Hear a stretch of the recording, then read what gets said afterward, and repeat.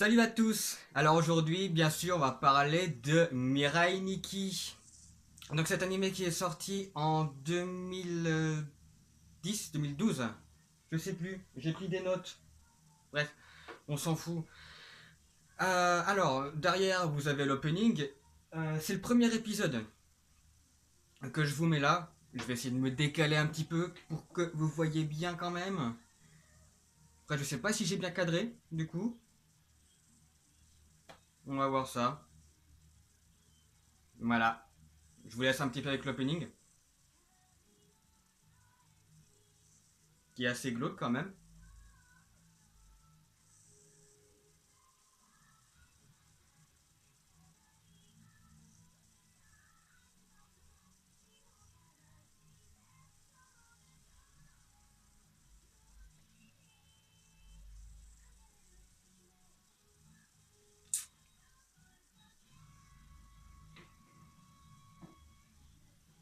Où sont les notes?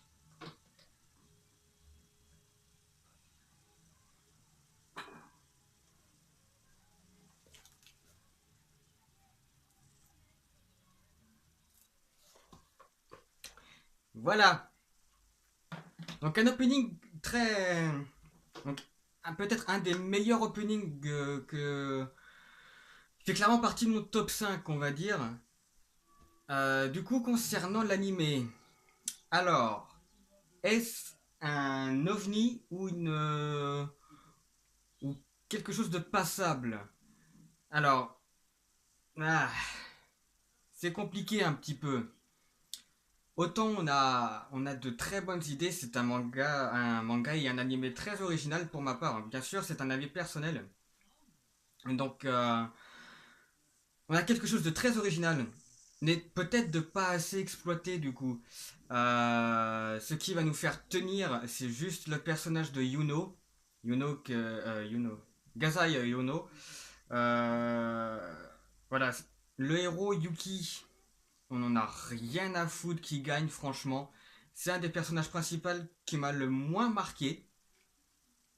Et on n'a pas envie qu'il gagne. On n'a vraiment pas envie qu'il gagne. Euh, voilà. Donc tout au long de l'anime, on va suivre les petites aventures qu'ils ont pour devenir le nouveau dieu dieu du temps et de l'espace. C'est ça, le Deus Ex Machina, c'est ça à l'origine. Donc c'est le dieu de l'espace et du temps. Voilà. Donc, on va les suivre tout au long de leur aventure avec leur Mirai Nikki, donc, qui pour le titre de l'animé. Et du coup, nous allons. C'est un peu. Je sais pas si c'est fort en fait. Voilà. Donc, tout au long, on va les suivre avec leur Mirai Nikki. Et on sait pas trop pourquoi ni comment euh, le Mirai Nikki de Yuno est rattaché à celui de Yuki. Alors on comprend à peu près pourquoi vers la fin de l'animé. Mais sinon, on n'a pas beaucoup d'explications. On nous laisse vraiment sans réponse. Et je trouve ça un petit peu embêtant, du coup, parce que j'aime bien tout savoir tout de suite. Ouais, je suis un peu chiant. Mais après, ouais, ça enlève du suspense quand même. Les personnages principaux, à part Yuki et Yuno, c'est pas terrible. C'est pas terrible. Ils sont pas super bien écrits. Comme je l'ai dit, Yuki, on en a rien à foutre. C'est quand même le personnage principal avec Yuno. Et on en a absolument rien à foutre qu'il gagne. On espère même qu'il crève. Quelquefois, pour un personnage principal, quand même, on est censé le soutenir. On est censé être avec lui. Et voilà, je trouve ça vraiment dommage et en même temps original. Car vous savez, dans les animés, en général, c'est le personnage principal masculin qui fait ouais, on va se battre, on va gagner, on va tout déchirer, on va buter tout le monde. Et là, le personnage féminin qui arrête pas de chialer, qui dit on va perdre et tout ça. Là, c'est l'inverse. Yuki est une putain de chialeuse et Yuno est une putain de battante. Alors, je sais pas si on l'a encore vu là ici. Ouais, là, on a le premier possesseur du Mirai Nikki, donc il y a un petit spoil. Bon, c'est pas un gros spoil non plus, hein, c'est un des professeurs de Yuki. Alors, donc, j'ai dit que ça allait spoiler, hein. Voilà. Donc, étonnez-vous pas. Si vous n'avez pas encore vu le manga, arrêtez-vous là et allez le voir. Allez le voir. Il est sur ADN. Là, je suis sur ADN. Donc, allez le voir et revenez après. Ou revenez pas, je m'en fous, de toute façon. Alors, j'en étais où? Donc, tout au long, on va suivre Yuki dans son aventure pour découvrir qui sont les possesseurs de Mirai Nikki pour les tuer tout simplement ou pour je sais plus s'il y en a qui survivent, je crois pas. Je crois pas. Ça fait un bout de temps que j'ai pas regardé l'animé, je crois que ça remonte à 2 ans, je crois. Je l'ai pas revu depuis. Donc voilà, c'est un petit peu dur de se remettre un petit peu dans le bain. Donc ça va être une histoire d'enquête et de recherche. N'importe qui peut avoir un Mirai Nikki et c'est ça que je trouve un petit peu original. N'importe qui peut avoir un Mirai Nikki.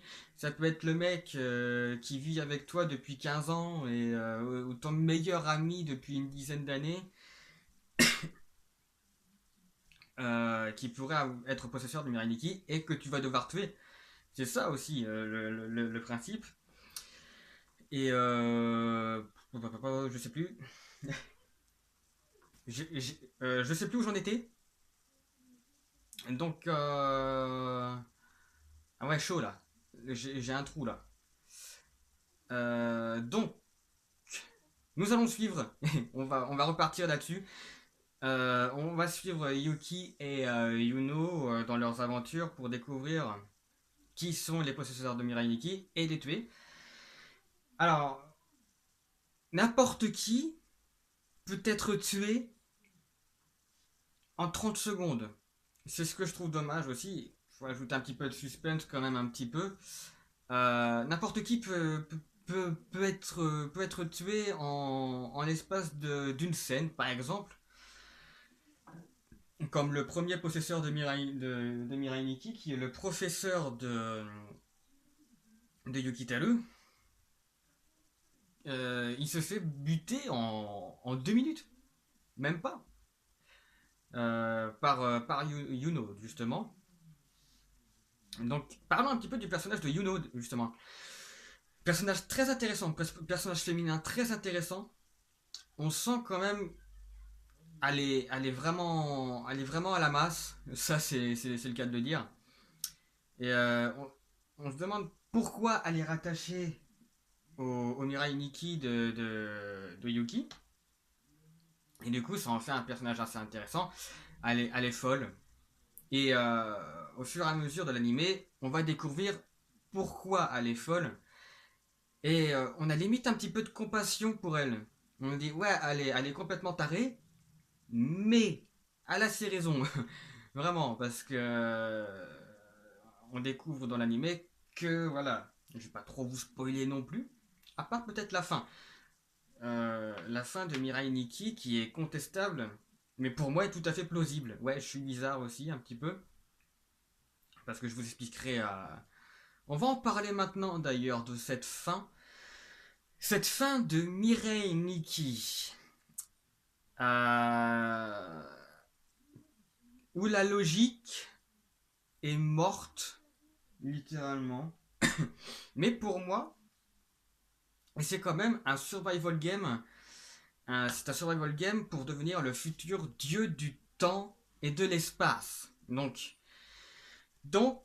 c'est tout à fait plausible qu'il y ait voilà, on puisse remonter le temps, il y ait des univers parallèles et tout ça. C'est normal, c'est normal. C'est le putain de dieu du temps et de l'espace. C'est tout à fait normal qu'il y ait des délires comme ça, j'ai envie de dire.